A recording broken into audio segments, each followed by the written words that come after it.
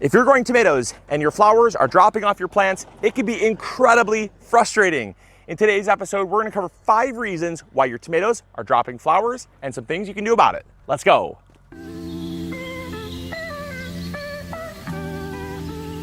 The first reason why your tomatoes could be dropping blossoms is because it's too cold. You see, tomatoes are a tropical plant. They're actually native to South America, believe it or not. And here in Michigan, they can be exposed to weather that's less than ideal for what they'd prefer to be growing in. Anything around 45 degrees or lower will typically result in the vast majority of your flowers dropping off. Now, if it's later in the season, generally that's not a concern, but in the early season, that's typically where we get a lot of messages from gardeners that say, my plant is producing flowers, but they're dropping off.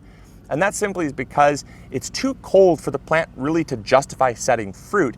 And it might be undergoing some stress, or it might just be trying to kind of conserve energy because of the temperature. And so as the weather warms, you'll typically find this resolves itself and you don't need to do anything. But if you do want to do something in early season, consider mulching your plants, specifically with a black plastic mulch. Now, if you don't believe in using plastic, that's fine. You can also use some like woven fabric. They make other materials that you can mulch with, but generally mulching your plants with some type of black material or dark colored material will help to absorb some of the sun's energy, help to warm the soil a little bit. It will also help to radiate that heat up into the canopy of the tomatoes, and that will get the plants typically in the early season above 45 degrees, and you'll end up with much better fruit set and success. Only if you want to, but that's just something you can do if you want to increase your success. The second reason, on the inverse of it's too cold, it's too hot. Now, tomatoes do like it warm, but only to a certain extent, and today is no exception. It's like 92 degrees today. So hot. It is so hot that over about 95 degrees, you'll find that your tomatoes will typically start dropping their blossoms. That's because of conservation of energy. You see, it takes a lot of energy and water to set fruit because tomatoes are about 95% water. And if a plant knows that it can't completely set fruit and produce fruit to maturity, it will simply drop the fruit or drop the blossoms. And that's, in the later season, that's typically what we encounter. And that's where we get a lot of messages from gardeners that say, my tomatoes set a bunch of fruit, now they're setting a bunch of flowers, but they're all dropping, and it's like, mid-July, and now they're dropping. So why is that? Well, it's typically because you're getting a heat wave like we're getting here in Michigan. And it's also so bright today, it's crazy. But these plants are looking amazing. They're putting a ton of flowers on, but I would not be surprised that if about half the flowers drop off after the fact, simply because it's been so hot. We had yesterday, it was 101 degrees. So, and then the day before that, it was 98. So it would not even surprise me. And so just knowing that, understanding that, and kind of the response and why they're doing it can better help you. As far as protecting against that, you can use shade cloth. We actually have some shade cloth set up over there on our apples. We can go check it out. So this is shade cloth. Now, this is a really large sheet of shade cloth, but you can get many different sizes of shade cloth. This is also 50% shade cloth. They make 70%, they make 30% shade cloth, depending on situation and uses. But shade cloth can be an incredible resource for those that live in hotter climates. Shade cloth basically will protect against the strength of the sun. And so, like I said, 50% means it blocks about 50% of the sun's energy, sun's light, from reaching the plants.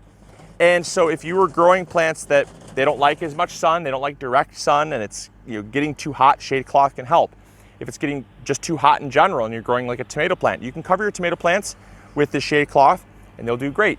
And it actually still allows the tomato plants to grow and thrive. They'll just grow a little slower. They might ripen their fruit a little slower, but it'll protect them from that sun's direct energy, and it will also keep them a little bit cooler. Typically in the shade, you're going to find that underneath the shade cloth, probably about 5 to 7 degrees cooler than outside the shade cloth. And that's, again, just because it's being blocked. So you could actually pick up shade cloth from a variety of different locations. This actually comes from Bootstrap Farmer. We prefer Bootstrap Farmer. The quality is incredible, and we work with Bootstrap Farmer a lot. So we use Bootstrap Farmer, but you can get it from just about anywhere.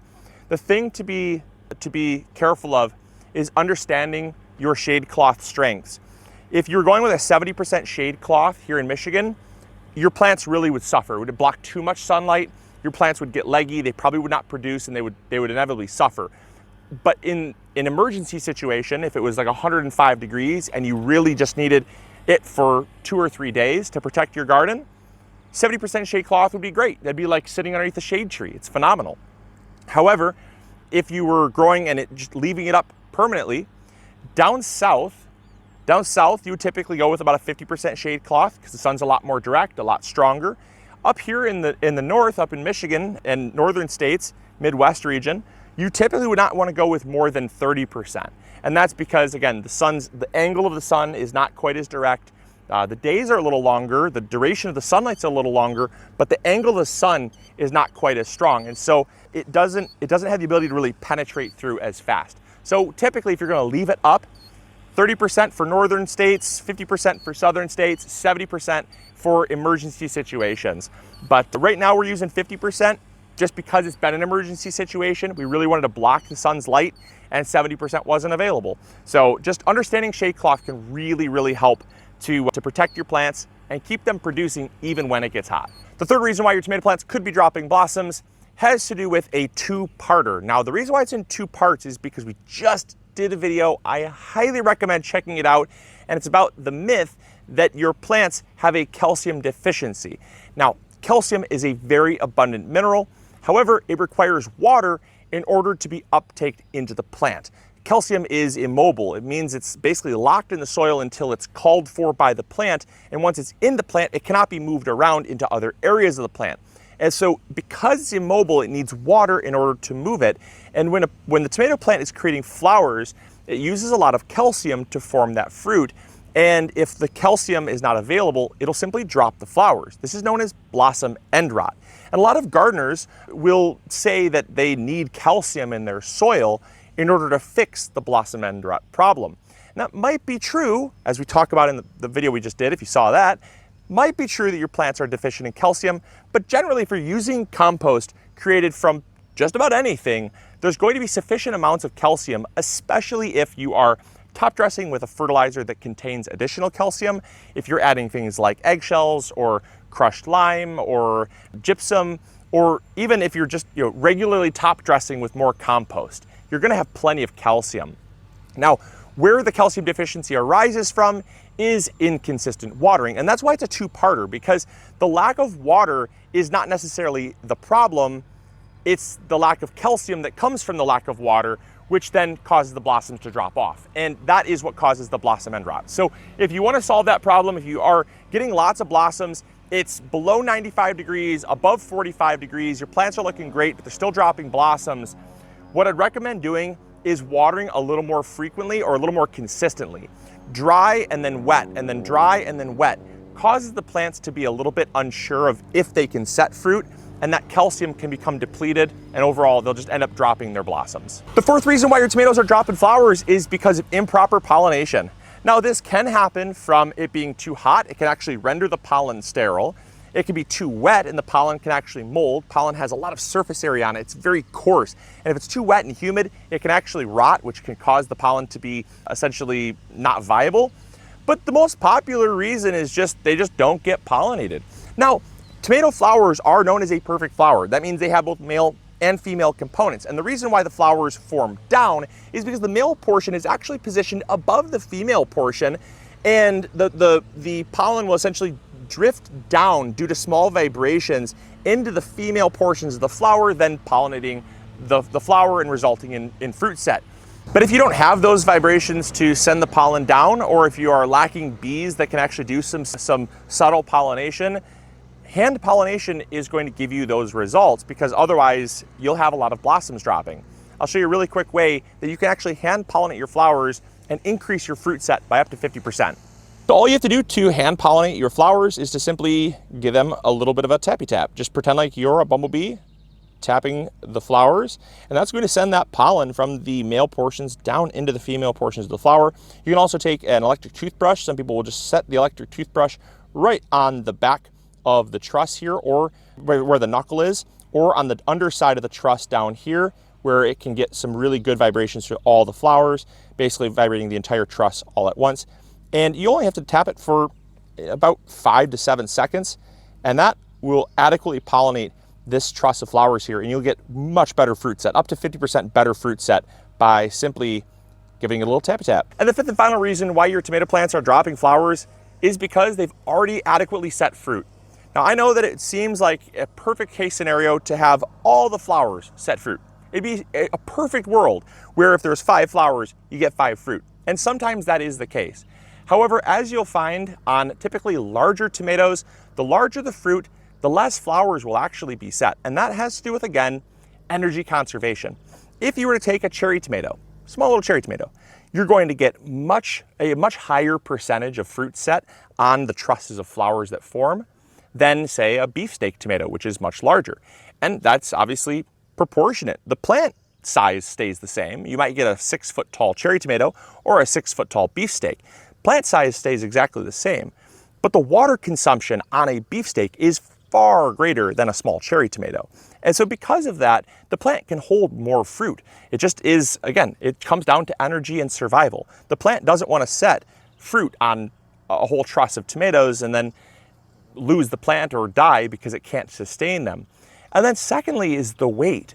Oftentimes what you'll find is that the weight of the truss is simply not geared for holding on to 3 or 4 tomatoes. It'll simply snap. And the tomato plant over time kind of adapts to those changes and realizes that 1 or 2 tomatoes might be all that it can hold, even though there's 5 flowers. Now, some tomatoes, they're born and bred to have a higher percentage of fruit set. Typically, these are going to be your greenhouse tomatoes. One in particular is known as Trip L crop. If you want to try growing a super productive tomato that will hold a vast majority of fruit on the flowers, check out Trip L crop. We actually have the seeds over at migardener.com. Another one is Ace 55. It's a favorite of ours to grow. It does not get as tall. It's a little more of a determinate bush style tomato, but man, is it productive. And almost you'll find all the fruit will form on all the flowers as long as you have good pollination. It will hold on to them. But going back to that problem, it is just, in my mind, an expectation that we have that we see flowers, we expect fruit. Changing that expectation and understanding how the plant reacts and kind of the case scenarios that it's put under could just better help realign our expectations to know that when we see some fruit or some flowers getting dropped, it doesn't mean that we've done anything wrong. It just means that the plant simply can't hold on to them because we have other fruit that's being set. And those are the main 5 reasons why your tomato plants are dropping flowers. I really hope this helped. I hope that you learned something new. If you did, make sure to hit the like button, subscribe if you haven't already, and please, please make sure to share this video with a friend if you think they'd enjoy it. That's how these videos get spread around, and we do these videos for you, to make you a better gardener, to help you to have more fun in the garden, and to help you reconnect and grow more real food. So, as always, I hope you guys enjoyed, and we'll catch you all on the next episode. Grow bigger. Take care. Bye. Hey, thank you so much for watching today's video. I really appreciate it. If you enjoyed, consider clicking this one. You'll probably enjoy it just as much. I want to thank you for your viewership because without it, this channel would not be as amazing as it is. Also, if you haven't subscribed, consider subscribing. It's free and we upload videos every Monday, Wednesday, or Friday. We also have vegetable seeds, fertilizer, or tools. If you need any of those, consider visiting migardener.com. Links will be in the description box below. We've got you covered. And as always, we'll see you all in the garden. Take care.